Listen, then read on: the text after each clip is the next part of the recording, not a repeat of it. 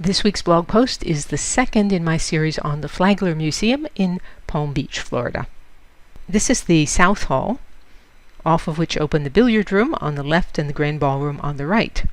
For what's just a transitional space, getting you from one place to another, it's pretty spiffy.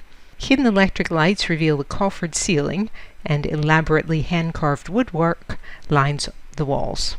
This is the grand ballroom, with a detail of the ceiling. It's decorated in the elaborate style of Louis XV. Not my favorite thing. This is the courtyard. The grand hall, which we saw last week, and the grand ballroom both have views into this central courtyard, whose focal point is a copy of Giovanni da Bologna's Venus, modeled after an ancient Greek sculpture. That's her way back here. Whitehall, the Flagler mansion, was inherited by Henry Flagler's niece, who sold it to a group of investors. This wing, called the Hotel Addition, was added in 1925 when the mansion was converted into a hotel. The chandelier may not be covered in baccarat crystals, but it's pretty stunning nevertheless. On the left is some of the enormous cookware from the mansion's kitchen, and on the right is some of the dining service. The inventory of Whitehall, taken at Mrs. Flagler's death in 1917, listed more than 1,000 plates, 500 glasses, 20 tea and chocolate sets, and 2 solid gold tea services. This is not solid gold, it's just heavily gold.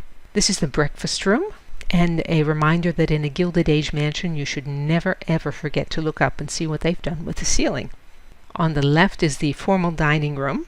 The furniture for this was recently returned to Whitehall after having been owned for decades by someone else. And on the right is the drawing room.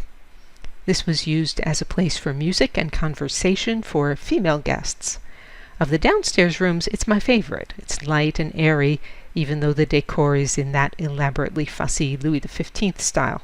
Down here, what looks like strange bouquets of flowers is actually shades on the electric lamps that are made of silk flowers, because, as I said last week, electric light was considered too harsh by people who had grown up with gas lighting. And this is more of the dining room. The cameos above the doors and mirrors, here's one of them over here, are images of Marie Antoinette, who was at this period considered the model of feminine charm and fashion. And on the right is a part of the decor from the drawing room. When Whitehall was built, it was so costly to extract aluminum that aluminum was more expensive than gold.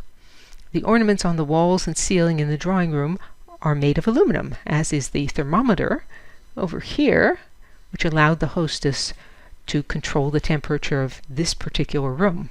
And next week we will look at some of the upstairs bedrooms. DianeDurantewriter.com has hundreds of posts on sculpture, painting, architecture, and my other obsessions. To join the free Sunday recommendations email list, visit the URL that's on the screen or email me. And you can say "Well done, Diane," or support my work and receive rewards by means of the tip jar on DianeDurantewriter.com. As always, thanks for listening.